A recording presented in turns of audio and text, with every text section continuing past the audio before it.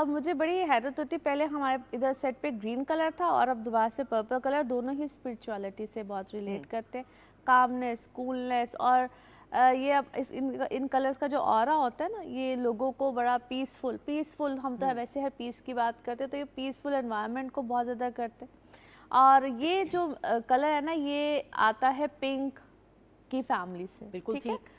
تو ابھی آپ نے ویسے تھوڑا سا ذرا فیمیل کو بہت ہم نے بات کر دی، تو یہ تو ایک اس سے بھی بہت زیادہ ریلیٹ کرتا ہے. لیکن دو کلرز ہیں جس کو ہم اسپرچولیٹی میں بہت زیادہ مانتے ہیں.